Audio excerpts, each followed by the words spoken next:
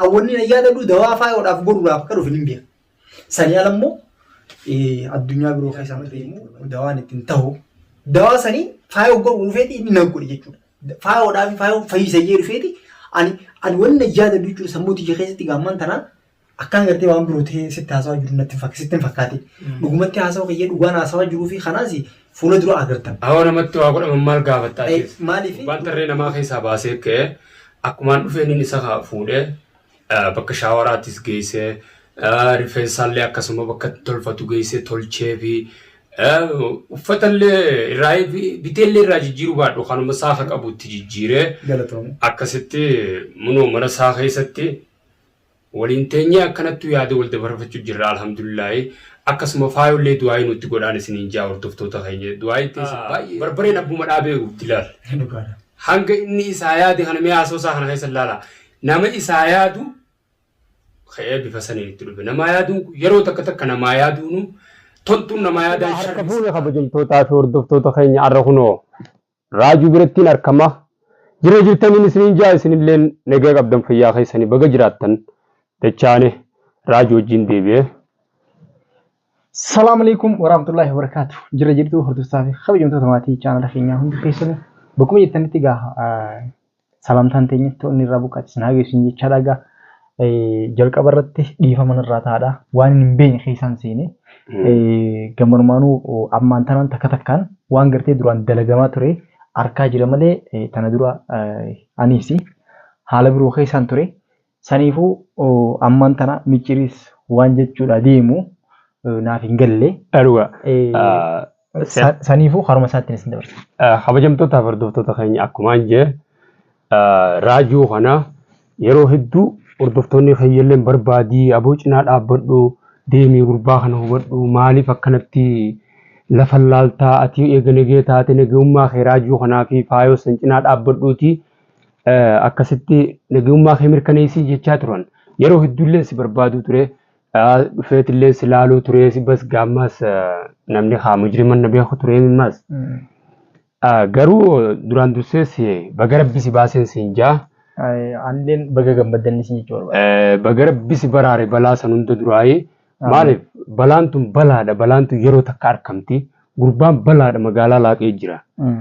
Kabajamtootaa fi hordoftoota keenya akkuma beekamu gaa balloodhaas isaas hilwaa takkallee akkasuma micaasanillee dhaadachuu ture haleessa galgalallee viidiyoolee isinii dalageentiin jirachirraa illee kamugaa yeroo hedduun isa kanaa ichi rakkachuu ture akkasitti ilmaan isaa hunda gadhiisee haatiinis faayoonis akkasuma haati mana isaa rakkoomtuu keessa waliin turan gurbaan bakka maraatuu ga'ee niin harka'anilleen hordofuullee jalan jira garuu haalli naa mijoonne mee asirratti raajuu haalli ati yeroo san keessa turte meeqam maaltu si unnamee akkasitti gurbaan maaliin akkasii godhe akkanuma waan takka kana jechuun hin arkaa yeroo san.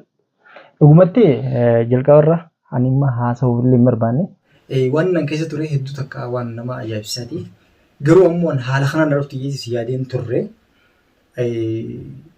akkuma beekamu jalqabarratti ammaan tana hanga ammaan tana faayoon xiyyaafillee akkaleedhaan bayyadadhe hogguun akkana siin jedhu. Warreen gartee ana jala laffaanii akkaan as deebi'u kana na godhanii ani duraan addunyaa biroo irraan jire jawaabumatti ardii biroo irraan dhaqe jechuudha. Hisaaba biraas naqe. Hisaaba birootiin dhaqe hogguun amma ardiilee torban jirtu sana osoo hin ta'e bakki nan dhaqe ardii 8 faayuun siin jee waan kijiba irraa fagaatee maaliif ni yaadadha akka gartee nama manaa baaqee yookaan akka nama abjuu keessaa ka'etti baaburaan deemu xayyaaraan deemu waan akkas akkasii ni yaadadha. Garuu ammoo ammaan tana viidiyoolee hanga tokko riiviyuu godhee ilaalee nusa tokko telefoona nusa tokko akkasitti jechuudha ilaalee wanni irratti dalagamaa ture waan birooti. Wanni an keessaa dhufe immoo waan birooti. Saniifuu ammaan tana faayolleen akkasuma keessa jirti maaliif isiis amma ani dhukkubaaf hin dhukkubuu bakka har'a harkuu kiyya. Saniifuu ani akkana tahee hin sulleedha. Garuu ammoo jalqaba irra ta'uu qabu haadha manaatiyya faayoo jechuudha isin fayyisuudhaaf yaala jedhiyyaa. Dhugaa kabajamtootaa fi hordoftoota keenya amma faayollee akkuma beekamu dhuguma akka malee nama yaachifti haalli isin keessa jirtu maaliif laal inni sila amma nama lamaan bakka takkaa mana tokko keessaa dhukkubsachuu jechuun gurbaan sun akkana godhee nama kana akkanuma kuffisa. Garuu duuba namni waan barateen akkasin nama cinquun waan barateen akkasin nama taphachuun heera uumaa dabsuu jechuu barboo. Akka rabbiitti illee jiru wanni akkasiisan. Bas ilaal amma silaa faayoo dhukkubsattee yoo inni fayyaate isa faayoo tana wallaana. Yoo faayoon fayyaa qabaattee inni isallee miidhe faayoon isa wallaanti. Hordoftoota keenya meelaala waan kana bakkuma takka walumaan ilmaan jidduudha. Mogga qabe namichi akkana taphaa ala godhe. Dhugumatti osoo gartee hiloo waan jiraachuu baattee ani ilmaan kiyya kun inni jiran jee yaadu. Sababa isiitiin faayoon ammammaa kana ani arran tana bayyanadhee akka algoritmitti sheekaas maaliif naf fidanii narraa eegee deeme garuu immoo ni deebi'a jee maaliif fayyaan isiitti aanti waan takka takka jechuudha. Anuu maaliif qaamaan lukkuu jira ammammaa kana. Ay namni kas keessa ture moo ayyaay numaati jabaadhaa haa anna hojii haasa'u taa'u jee yaanne maaliif numan dhufe malee maaliif haasa'uu na hojii dandeessaa hojii yaanne garuu alhamdulillah galata rabbii. Ani man tana oguu namuu faayoo kana faayoo laalee bakka ijoollee hangam takka keessiin itti fiitu yoo anis akkanuma ture garuu immoo faayiloon akkana miti ati wayyaadha naan jette. Waa hedduu islaama viidiyoon sunillee gabaqa akka jirtu viidiyoon sunillee maramuu baattee hin tasna yaa ture. Aboo gurbaan silaatiif deemteef hilguma sanuu bare isin cinan lafaan dha'uu barbaada. Osoo niif isin jiraachuu baatte har'a ilmaan keenya kuni manni keenyaas badeettu. Gabaabdumatti immoo ani wanni jechuu barbaadu magaalaa tana keessa jechuudha. Yoo inni biyya tana gallakkisee bahe malee anaaf isa keessa tokkumaan nyaata tokkumaan jira. Garuu ammoo anillee si cinaan jira. Anillee si cinaan jira tolchee. Maal jedhanii? Sheek Tartiiboo. Sheek Tartiiboo. Tartiiban qabu kun sheekan jira. Bakka tartiib. Aboo kan tartiiba ala jiru. Namni tartiiba hin qabne akkamitti fi tartiiba sheek tartiibi fi jaa. Ifiif baafatee bara. Bakka kana iyyuu baase. Ifumaaf baafatee sheeka maqaa ifi moggaafatu kun. Garuu amma booda raajii cinaan akkana baajii. Unoo kaleessaas akkasumatti si dhaadadhee si mareemen dhaadannoon xiyyatanuma dhugaatu unoo raajii biraan jira raajuu biraan jira. Tartiiboo meesiin namummaa qabaa dhiirummaa qabdaati. Amma booda naannaa kana beeyri ni fayyitee faayoonis. Inshaallah maaliif wanni guddoon takka lafaa ka'uudha. Ani immoo fayya jennaan guyyaa lama keessatti ni seera. Isiinis ni fayyitee kana mamaan godhin. Ni fayyisaa ni fayyita. Hojii tee ta'arra daleeyde tana ta'arra ittuma milkooyne abadan namni dhukkubsate fayyuun mana oollee. Nan dhage maal jedhani namni gartee ilmi wanti hin deebine biddir mallis ay walatti hin jaan namni gartee maaligaa liqii hin deebifne ilmi liqii hin deebifne hin dhalatine jetti. Guguumamaa kan jechuudha. Ani waan inni godhe kana akka gartee liqii isaa sanitti isaaf yoo hin deebisuu baaddee numa hin jiraadha. Maaliif akka liqii maali? Maaliif? Dabal goonee kafallaa fi. Ani isaa dhaadachuuf illee miti. Dhaadachuuf illee hin barbaadu. Ana dhaadata isa? Laa dhaadachuuf illee hin barbaadu. Maaliifin kana gochumaan isa agarsiisuu barbaade. Hedduu takka waan garaa nama nyaataati. An dhugumatti. Hanga inni akkasitti gartee hanga inni akkasitti ilmaan keessaa mashkuulas godhe sammoo hanga sammuu teetitti akkasitti taphate sammoo. Ani waa'ee duraan isarra qaba. Maaliif tokkoffaa yeroo xiyyaana jalaa gubee. Ani bar bakka na godhanii caljeetiin sin taa'u ittiin dhaadadduusi. Garuu ammoo wanni dursaa calama jee ani fayyaa tiyya guutuudhaan dura lafaa ka'uudha. Wanni hin barbaadu jechuudha. Isinillee gartee warri inni cinaa dhaabbattanii yaadaanis qaamaanis gargaaraa turtan abalu jee maqaa keessanillee dha'uu baadhu galateeffadhu baadhu yeroon sunillee si dhufte jedhii yaada warreen galatee akkasii jedhan dhaabbansanis yeroon itti galateeffadhu dhufa hundumaafuu guutummaa isaaniitti jechuudha galatoomaan isin jechuu barbaada kanaan jechuu barbaada. Kabajamtoota fi hordoftoota keenya egaa raajuun alhamdulillah raajuun akkanatti fayyina hojii haasa hojii. Kabajamtoota fi hordoftoota keenya akkuma beekamu raajuun duraanis ni beektan qabame booda immoo gurbaan eega akkasitti rimootaan dhoqqee keessa gangalchee nama ala godhuu barbaade booda maaliif jaalala haasawaallee qabaannee osoo hin ta'in akkaatuma faayoonis keessa jirtuu fi akkaataa inni keessa dabree dhufee gartee amma itti bakka tana gahee kanaatiitu asirraa dubbachuu barbaadeetiin isinii kaase malee hordoftoota kiyya wanni kun waan nama dhibu waan akka malee nama yaachisu Ani viidiyoo takka takka guulaalee namni hin qabajee yaadu hedduu ture. Garuu immoo sankee isaa namaan hin qabu jeetutu yookaan namaan gartee biratti yaadaniitutu na biratti argama. Akkas jechuun kiyya maali? Waan hin taane dubbachuudhaaf osoo hin ta'in dhugatti ani wani Sheekh Tartiib kana nin godheef yoo ta'e malee nin godhe jeeyyan. Garuu ammaas akkana godhaas jeeyyan. Wanni jeef jalqabarra miyyoodhaan jalaa qaban. Akkaan hin beekne dhugumatti na wajjin haasawaadhaa, na wajjin nyaachaadhaa.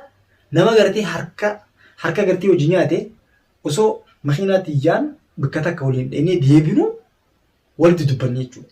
Inni immoo afaan gartee harka lafa jalaatiin bofa lafa akka gartee bofa afaan jalaatti deebi'eeti nama irratti qayyachaa ture jechuudha.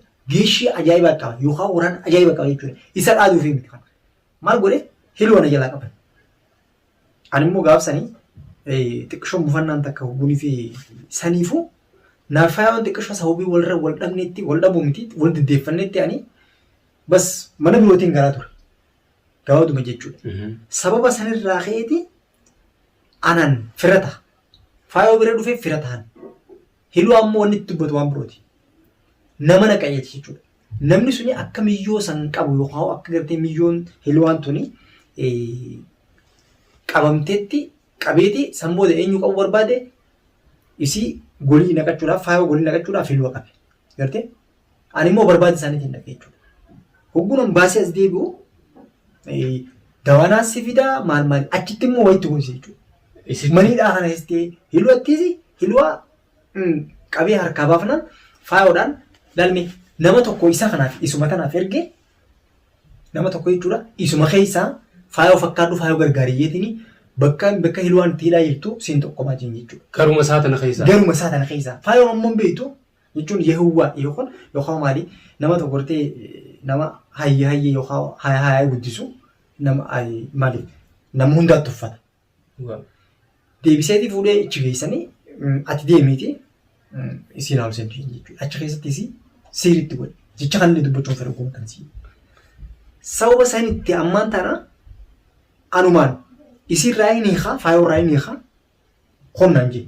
Laalmee naaf inni wajjin jirraa waan akka inni waan kana dalagu garuu ammoo ani si bakka anaafeetii waan akkana waliin dalenu maal jeeti jechuun hiyyaanni jechuudha. Naaf inni waan akkana irra dalaga jeellee hiyyaanni ture.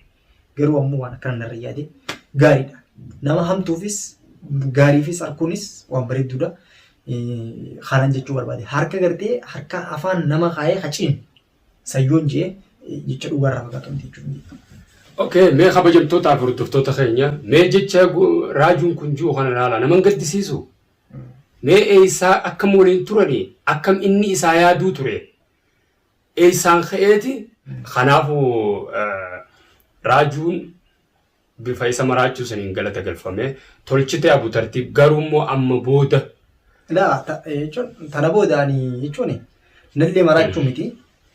Naannoo keetu mi'aa bahu. Naannoo ani bari guyyaa meeqaniin dhawa jennaani miyyoo na jala jaare miyyuu mataan hilwaa. Akkam godhee garuu amma isiin beekuu dhabu dandeessi. Isiidha na jala jaare. Maaliif sibiilaan an deemuun irraa fuudhii akkas godhii fayyiti. Ammaan tana faayoo ani akka gartee inni waan kana dalagu aboo dhiisii jeetiin nin gorsa. Gara birootti waan akkasii akka dalagaa jiru naa gala. Garuu ammoo bakka waan akkasii san keessaa bahee hanga tokkotti hime jechuudha. Nama gaarii fakkaataati hamaa natti. Dhufeeti saboo gurbaa moohiyyaa aminyu Sheekh Tartiibii. Tartiibaat maa baafate Sheekh Tartiiba kana maquma Sheekha jiru kanaa balleessinati namni Sheekhaa baay'eedha. Akkasirra Tartiibaan nama siiriitti godhaa yoo jette irra bareeda. Akka malee irra bareeda akkasitti. Tartiibaan nama rimootaan kuffisaa siiniidhaan yoo itti irra wayyaa. Garuu immoo qabrii teettis kopha ciifta beekadhu. Intol wanni akkasii. Wanni haxaarra nama gootu borusumaa deebiti turti malee. Kanaafuu taraajiidha. Kana booda raajuu fi ana wal harkaa bira hoti. Ammoo faayoo rabbi nuu fayyisaa eega raajuun fayye faayoonis akka waan fayyitutti itti amana. Kana booda immoo kabajamtootaaf hordoftoota keenya faayootti du'aa nu godha akkumaan isinii jeesanitti raajuun kun amma alhamdulillah dandamata harkatee jira. haala fayyaatiin deemu jira gaa qucaacameen suma hanga gartee haa nama akka nama rafee keetiin jiraa jaa akka nama manaama keessa jiruutiin jiraa jaa ammallee ati tartiibumaan nuuf dhufti fayyaasaa tartiiba isaa rabbiyaa irratti haa deebisu fayyaasaa guutuus rabbitti nu haa deebisu viidiyootti aanu qabanneen ga isinii dhiyaannutti nagaan nu turaanis